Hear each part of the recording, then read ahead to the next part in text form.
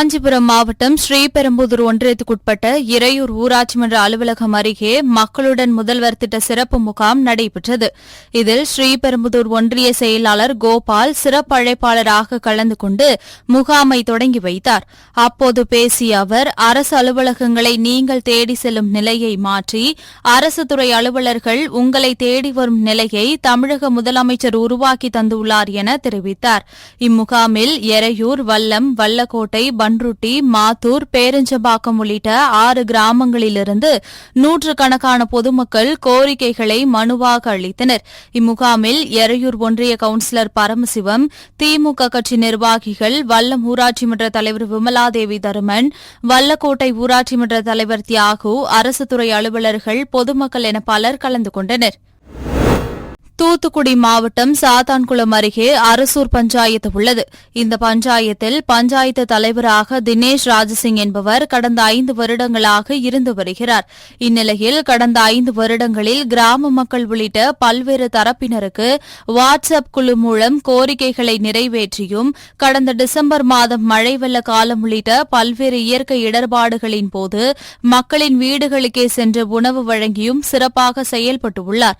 இந்நிலையில் சிறப்பாக செயல்பட்ட பஞ்சாயத்து தலைவர் தினேஷ் ராஜசிங்கிற்கு விவசாய நல சங்கம் மற்றும் கிராம மக்கள் சார்பில் பாராட்டு விழா நடைபெற்றது. இதில் 33 கிராமங்களைச் சேர்ந்த பொதுமக்கள் 600க்கும் மேற்பட்டோருக்கு கறி விருந்து வழங்கப்பட்டது.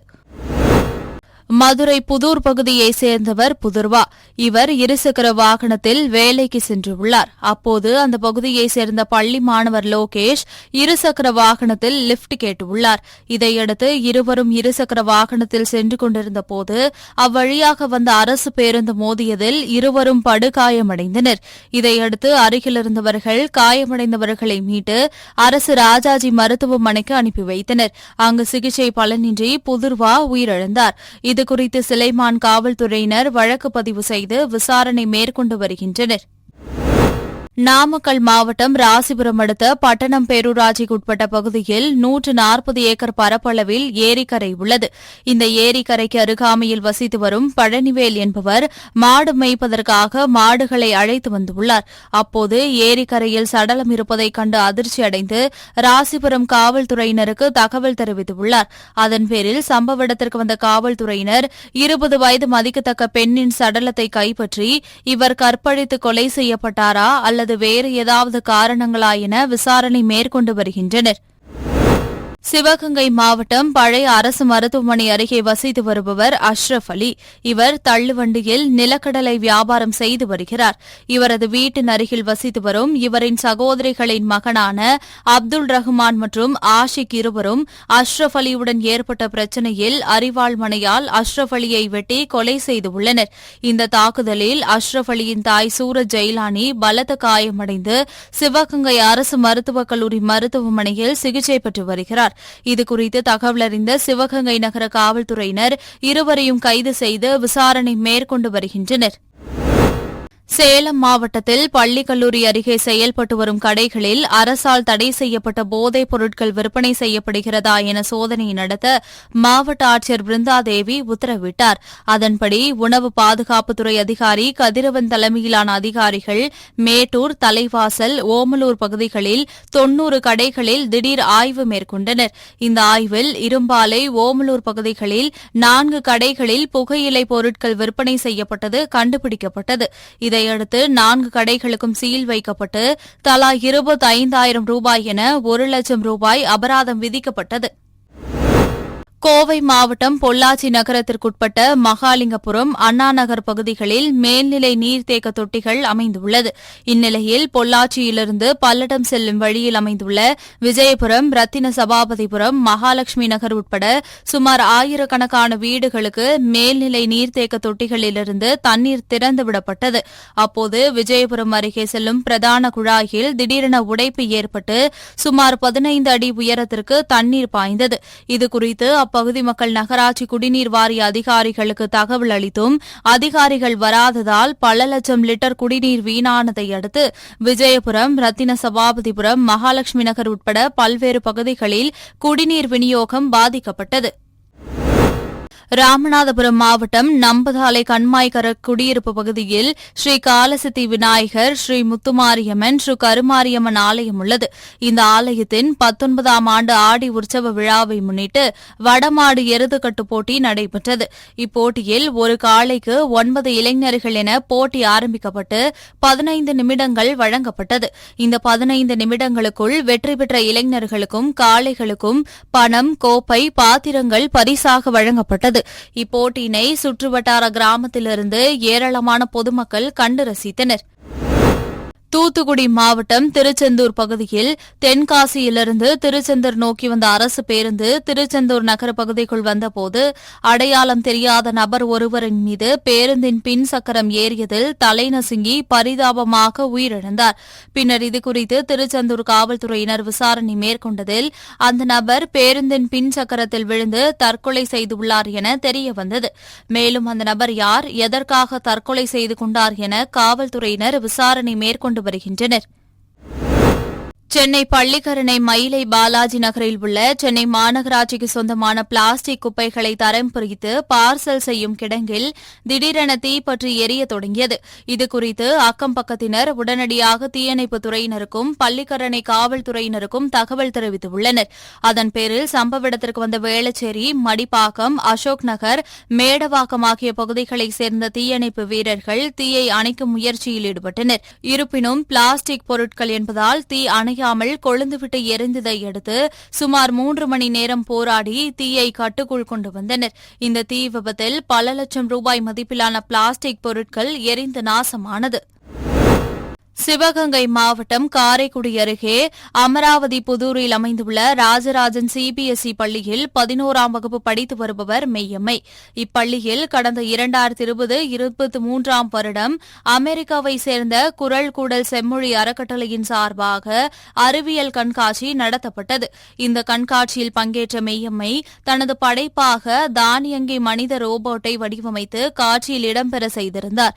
இதனை தேர்வு செய்த அமெரிக்க அறக்கட்டளை நிறுவனம் மெய்யம்மையை ஒரு வார பயிற்சிக்காக அமெரிக்காவில் உள்ள நாசா விண்வெளி ஆராய்ச்சி மையத்திற்கு அழைத்து கௌரவப்படுத்தியுள்ளது.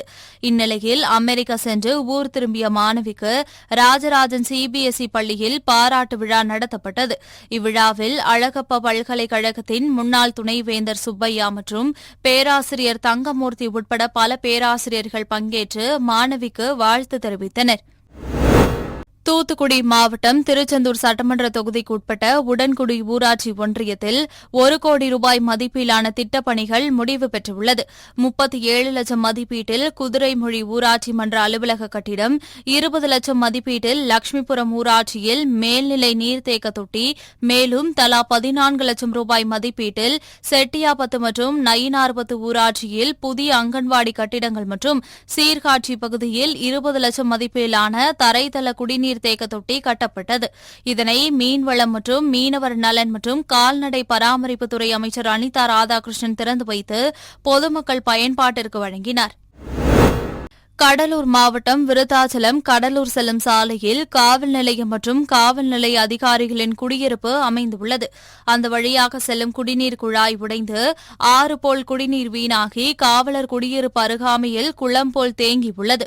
இதனால் கொசுக்கள் உற்பத்தியாகி காவலர் குடியிருப்பில் இருக்கும் அதிகாரிகள் மற்றும் அவர்களது குழந்தைகளுக்கு தொற்று நோய் ஏற்படும் அபாயம் உள்ளது. மேலும் கடந்த 1 வார காலமாக இதுபோல் குடிநீர் குழாய் உடைந்து தண்ணீர் வீணாவது மட்டுமில்லாமல் குளம் போல் தேங்கி நிற்பதாகவும் உடனடியாக நெடுஞ்சாலைத்துறை அதிகாரிகள் உரிய அனுமதி அளித்து நகராட்சி நிர்வாகத்தின் மூலம் உடைந்து போன குடிநீர் குழாயை சரி செய்ய வேண்டும் என காவல்துறை அதிகாரிகள் மற்றும் வாகன ஓட்டிகள் கோரிக்கை விடுத்துள்ளனர். மதுரை விளாச்சேரியில் உள்ள தனியார் ஆயுர்வேத மருத்துவமனையில் சிகிச்சைக்காக வந்திருந்த நபரின் கார் திடீரென தீப்பற்றி எரிய தொடங்கியுள்ளது. இதுகுறித்து அருகிலிருந்தவர்கள் திருப்பரங்குன்றம் தீயணைப்புத் துறையினருக்கு தகவல் தெரிவித்தனர். அதன் பேரில் சம்பவ இடத்திற்கு வந்த தீயணைப்புத் துறையினர் தீயை கட்டுக்குள் கொண்டு வந்தனர். இதனால் அருகில் உள்ள கார்கள் மற்றும் பொதுமக்களுக்கு எந்தவித சேதமும் ஏற்படவில்லை. மேலும் இந்த தீ விபத்து குறித்து தீயணைப்புத் துறையினர் விசாரணை மேற்கொண்டு வருகின்றனர். ஒன்றிய அரசின் 2024-25 ஆண்டுக்கான நிதிநிலை அறிக்கையில் ஒன்றிய அரசு ஊழியர்கள் மற்றும் ஆசிரியர்கள் முன்வைத்த கோரிக்கைகள் எதுவும் பட்ஜெட்டில் இடம்பெறவில்லை. புதிய பென்ஷன் திட்டம் ரத்து, மத்திய அரசு மற்றும் பொதுத்துறை நிறுவனங்களில் உள்ள காலி பணியிடங்களை நிரப்புவது, வருமான வரி உச்சவரம்பு ரூபாய் 10 லட்சமாக உயர்த்துவது, பட்ஜெட்டில் ஒட்டுமொத்தமாக தமிழகம் முற்றிலும் நிராகரிக்கப்பட்டுள்ளதை கண்டித்து திருவாரூர் வட்டக்கிளை தமிழ்நாடு அரசு ஊழியர் சங்கம் சார்பில் மாவட்ட ஆட்சியர் அலுவலகம் முன்பு ஆர்ப்பாட்டம் நடைபெற்றது.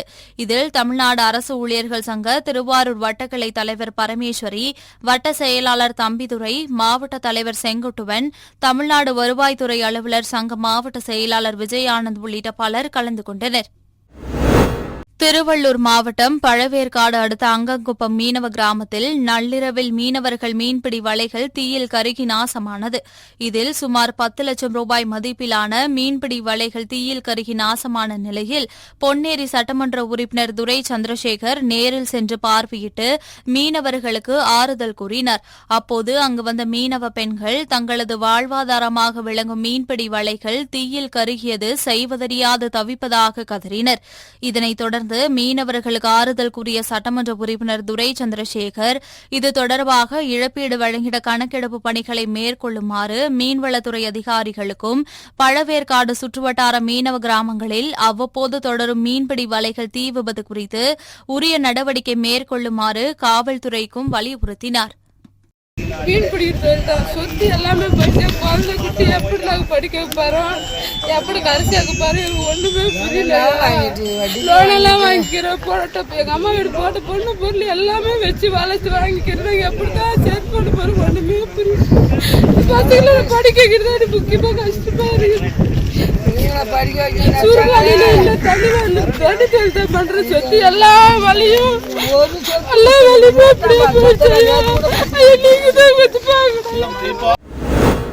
திண்டுக்கல் மாவட்டம் சின்னாளப்பட்டி பகுதியைச் சேர்ந்தவர் சரவணன்.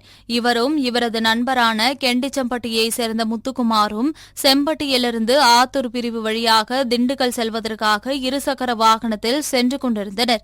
அப்போது ஆத்தூர் பிரிவு அருகே கன்னிவாடி செம்பட்டி சாலையின் குறுக்கே வலதுபுறம் திரும்பிய போது ஈரோட்டிலிருந்து கள்ளக்குறிச்சிக்கு சென்று கொண்டிருந்த கார் இருசக்கர வாகனத்தின் மீது பயங்கரமாக மோதியதில் இருவரும் தூக்கி வீசப்பட்டனர். இதில் இருசக்கர வாகனத்தின் பின்னால் அமர்ந்திருந்த கெண்டிச்சம்பட்டியைச் சேர்ந்த முத்துக்குமாரின் இடது கணுக்கால் துண்டாகி கீழே விழுந்தது. இதையடுத்து அருகிலிருந்தவர்கள் இருவரையும் மீட்டு ஆம்புலன்ஸ் மூலம் திண்டுக்கல் அரசு மருத்துவமனைக்கு அனுப்பி வைத்தனர். இந்நிலையில் இந்த விபத்து தொடர்பான சிசிடிவி காட்சிகள் வெளியாகி பரபரப்பை ஏற்படுத்தியுள்ளது.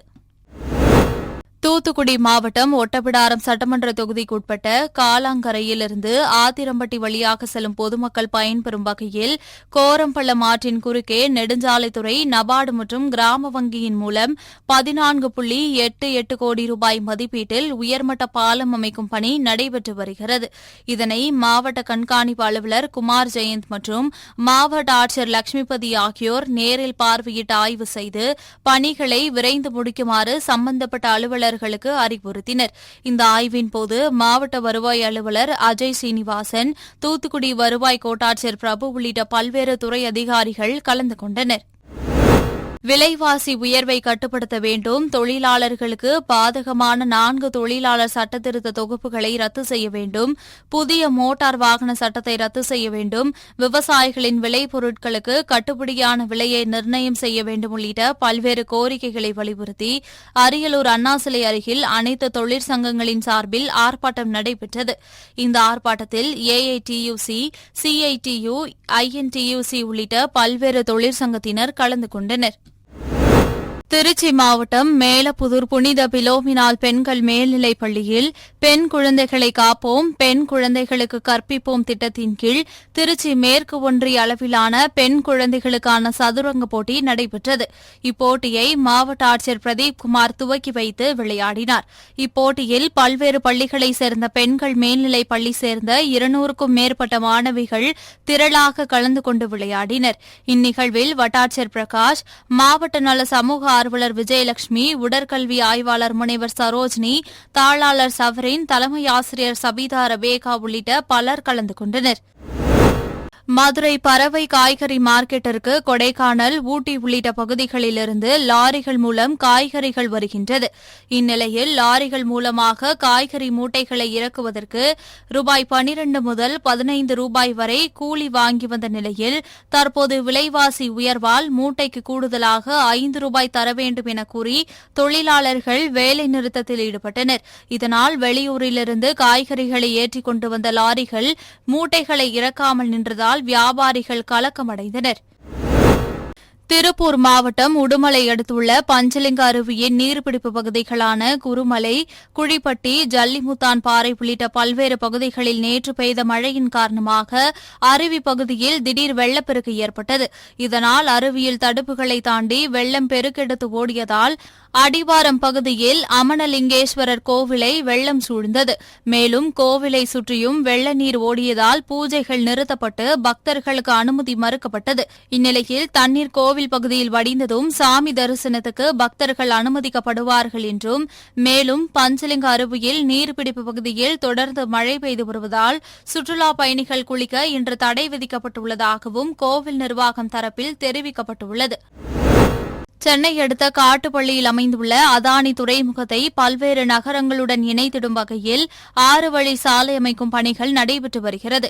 இந்நிலையில் பொதுப்பணித்துறை மற்றும் நெடுஞ்சாலைத்துறை அமைச்சர் ஏவா வேலு சென்னை வெளிவட்ட சாலை, சென்னை எல்லை சாலை, தச்சூர், சித்தூர் சாலை அமைக்கும் பணிகளை ஆய்வு செய்து சாலை பணிகள் முடிவடைந்துள்ள தூரம், சாலை பணிகளின் தற்போதைய நிலை ஆகியவை குறித்து அதிகாரிகளிடம் கேட்டறிந்தார். மேலும் நிர்ணயிக்கப்பட்ட காலகட்டத்தில் பணிகளை முடித்து சாலையை பயன்பாட்டிற்கு கொண்டுவரும் வகையில் நடவடிக்கை எடுக்குமாறு அறிவுறுத்தினார். கோவை மாவட்டம் மேட்டுப்பாளையம் அருகே உள்ள ஆலங்கொம்பு பகுதியில் செயல்பட்டு வரும் SSVM பள்ளியில் 24ஆம் ஆண்டு விளையாட்டு விழா நிகழ்ச்சிகள் நடைபெற்றது. பள்ளி தாளாளர் மணிமேகலை மோகன்தாஸ் தலைமையில் நடைபெற்ற இந்த நிகழ்ச்சியில் மழலையர் வகுப்பு முதல் 12ஆம் வகுப்பு வரை உள்ள மாணவர்களுக்கு வயதுக்கு ஏற்ப பல்வேறு விளையாட்டுப் போட்டிகள் தனித்தனியாக நடத்தப்பட்டு மாணவர்களின் விளையாட்டு திறன்களை ஊக்குவிக்கப்பட்டது. இதனையடுத்து போட்டிகளில் வெற்றி பெற்ற மாணவ மாணவிகளுக்கு பள்ளி தாளாளர் மணிமேகலை மோகன்தாஸ் பரிசுகளையும் பதக்கங்களையும் வழங்கி பாராட்டினார். நாமக்கல் மாவட்டம் ராசிபுரம் அடுத்த புதுப்பாளையம் அருகே நாமக்கல் மாவட்ட குடிமைப் பொருள் வழங்கல் குற்றப்புலனாய்வுத்துறை போலீசார் ரோந்து பணியில் ஈடுபட்டிருந்தனர். அப்போது சந்தேகத்திற்கிடமாக கார் ஒன்று சுற்றித் திரிவதை அறிந்த அதிகாரிகள் காரை பின்தொடர்ந்து சென்று காரை ஓட்டி சென்ற நபரை பிடித்து விசாரணை மேற்கொண்டனர். அதில் அந்த நபர் ராசிபுரம் பகுதியைச் சேர்ந்த கோவிந்தராஜ் என்பதும் பல்வேறு வீடுகளிலிருந்து அதிக விலைக்கு ரேஷன் அரிசிகளை வாங்கிக் கொண்டு வடமாநில தொழிலாளர்களுக்கு அதிக அளவில் விற்பனை செய்வதற்கு கடத்தி சென்றது தெரியவந்தது. இதனையடுத்து கடத்தலுக்கு பயன்படுத்தப்பட்ட டாடா சுமோ கார் மற்றும் 550 கிலோ ரேஷன் அரிசியை பறிமுதல் செய்த போலீசார் கடத்தலில் ஈடுபட்ட கோவிந்தராஜை கைது செய்து சிறையில் அடைத்தனர். மின் கட்டண உயர்வை திரும்பப் பெற வலியுறுத்தி மயிலாடுதுறை மாவட்டம் சீர்காழி பழைய பேருந்து நிலையத்தில் மார்க்சிஸ்ட் கம்யூனிஸ்ட் கட்சி சார்பாக ஒன்றிய செயலாளர் அசோகன் தலைமையில் கண்டன ஆர்ப்பாட்டம் நடைபெற்றது. இதில் தமிழக அரசு வீடுகள் பயன்படுத்தும் மின்சாரத்தை உயர்த்தப்பட்டுள்ள மின் கட்டணம் திரும்பப் பெற வேண்டும், சிறு குறு தொழில்கள், கட்டுமானம், கல்வி நிறுவனங்கள், மருத்துவமனை ஆகியவற்றில் உயர்த்தப்பட்டுள்ள மின் கட்டணத்தை வாபஸ் பெற வேண்டும், 2 மாதத்திற்கு ஒருமுறை மின் கட்டணம் கணக்கிடுவதை கைவிட்டு மாதம் மின் கட்டணம் கணக்கீடு செய்வதை உத்தரவாதம் செய்ய வேண்டும் உள்ளிட்டவை வலியுறுத்தப்பட்டன. ஈரோடு மாவட்டம் கோபிச்செட்டிப்பாளையம் அருகே உள்ள அக்கரை கொடிவேரி ஊராட்சியைச் சேர்ந்த காமராஜபுரம் பகுதியில் 1000க்கும் மேற்பட்ட ஆதி திராவிட மக்கள் வசித்து வருகின்றனர். இப்பகுதி மக்கள் பல 100 ஆண்டுகளாக பயன்படுத்தி வரும் மயானத்தை அப்பகுதியைச் சேர்ந்த தனிநபர் ஒருவர் ஆக்கிரமித்து இறந்தவர்களின் உடல்களை புதைக்க அனுமதிக்காமல் தொடர்ந்து எதிர்ப்பு தெரிவித்து வருகிறார். இந்நிலையில் இந்த மயானத்தை ஆக்கிரமித்துள்ள தனிநபர் தனது குடும்பத்தினருடன் இணைந்து மயானம் முழுவதையும் இயந்திரங்களின் உதவியோடு தரைமட்டமாக்கி இடித்து அங்கிருந்த சமாதிகளை சேதப்படுத்தியுள்ளார். இதுகுறித்து காவல் நிலையத்தில் புகார் அளித்தும் மயானத்தை சேதப்படுத்தியவர்கள் மீது எவ்வித நடவடிக்கையும் எடுக்கப்படவில்லை என கூறி அப்பகுதி மக்கள் கோபி கோட்டாட்சியர் அலுவலகம் முன்பு காத்திருப்பு போராட்டத்தில் ஈடுபட்டனர். ஆதி திராவிடர் மயானத்தை ஒரு தனிநபர் ஒருவர் அந்த மயானத்தில் உள்ள சமாதிகளை முழுவதுமாக அழித்து ஆக்கிரமிப்பு செய்ய முயற்சி செய்ததற்காக அவர்கள் மீது தக்க நடவடிக்கை எடுக்க கோரி வழக்கு பதிவு செஞ்சு நடவடிக்கை எடுக்க கோரி கோபி வருவாய் கோட்டாட்சியரிடம் கிட்டத்தட்ட அந்த ஆதி திராவிட மக்கள் 300க்கும் மேற்பட்ட மக்கள் தக்க நடவடிக்கை எடுக்கிறதுக்காக மனு கொடுக்கறதுக்காக இங்க வந்திருக்கோம். ஆர்டிஓ வந்து இப்போ மீட்டிங் போயிருக்காங்காட்டி தொடர் காத்திருப்பு போராட்டத்தில் இருக்கிறோம். திருப்பத்தூர் மாவட்டம் ஆம்பூர் அடுத்த மாதனூர் MM நகர் பகுதியைச் சேர்ந்தவர் சஞ்சலா. இவர் அதே பகுதியில் உள்ள அரசு உதவி பெறும் பள்ளியில் ஆசிரியையாக பணிபுரிந்து வருகிறார்.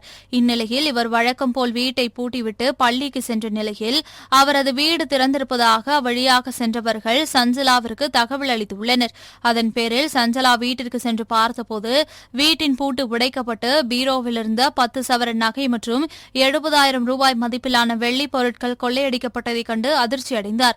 இதுகுறித்து ஆசிரியை சஞ்சலா ஆம்பூர் கிராமிய காவல் நிலையத்தில் புகார் அளித்ததன் பேரில் போலீசார் வழக்கு பதிவு செய்து கொள்ளை சம்பவத்தில் ஈடுபட்ட மர்ம நபர்களை தேடி வருகின்றனர். தருமபுரி மாவட்டம் ஒகேனக்கல் அடுத்த நாடார்கோட்டை பகுதியில் தனியார் சொகுசு விடுதிகள் இயங்கி வருகின்றன. இந்நிலையில் புதிதாக அமைக்கப்பட்டு வரும் தனியார் சொகுசு விடுதிக்கு கண்டெய்னர் வீடு ஏற்றிச் சென்ற உயரக வாகனம் ஊட்டமலை பகுதியில் தாழ்வாக சென்ற மின்கம்பியில் உரசி மின்கம்பிகள் அறுந்து சாலையில் விழுந்ததால் பரபரப்பு ஏற்பட்டது. அச்சாலையில் எப்போதும் மக்கள் நடமாட்டம் வாகனங்கள் இயங்கிக் கொண்டே இருக்கும் நிலையில் மின்கம்பிகள் அறுந்து விழுந்தபோது எந்த வாகனமும் மக்களும் செல்லாததால் பெரும் அசம்பாவிதம் தவிர்க்கப்பட்டது.